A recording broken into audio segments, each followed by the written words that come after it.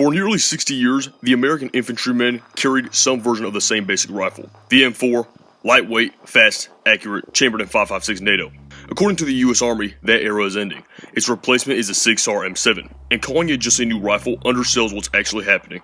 It comes with a new cartridge, a built-in suppressor, and an optic that might genuinely change how infantry fight at the squad level. The real question is whether the M7 is years ahead of its time, or an expensive answer to a threat that hasn't fully materialized yet. To understand why the Army wanted off the M4, you have to start with body armor.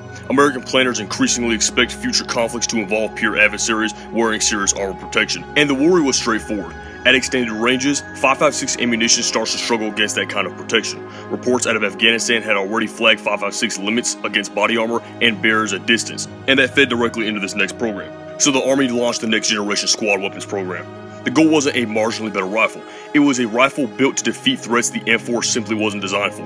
The result was the SIG M7, chambered in a new 6.8 by 51mm cartridge. This is where it gets interesting. The 6.8 by 51 round runs at significantly higher pressure than .556, pushing a 140 gram projectile out at roughly 2,950 feet per second. The Army built the cartridge specifically around increasing lethality and armor penetrating at range.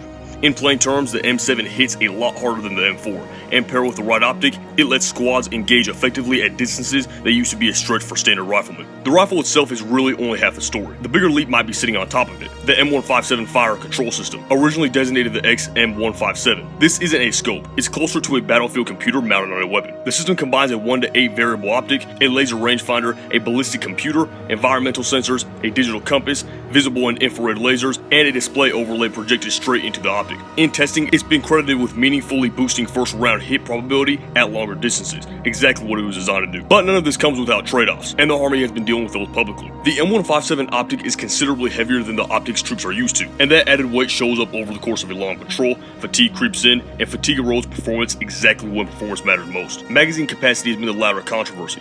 The M4 runs 30 round magazines. The M7's larger cartridge tops out at around 20 rounds per magazine. An Army captain's widely circulated report on a live fire exercise found soldiers running through ammunition in about 15 minutes and having to borrow magazines from medics and radio operators just to keep the training going. Do the math across a standard 7 magazine combat load, and a soldier carries 140 rounds, with the M7 versus 210 with the M4. A 70 round gap that the Army has acknowledged and is actively trying to address with future 25 round magazines. Add in early reliability issues reported with rails, suppressors, and optics, plus a steeper learning curve for the digital fire control system, and you've got a weapon that's clearly more capable on paper, but one the Army is still working to prove out in the field before it fully replaces 6 decades of M4s and M16s. If you like content like this, make sure you subscribe to Reach Defense Media for more.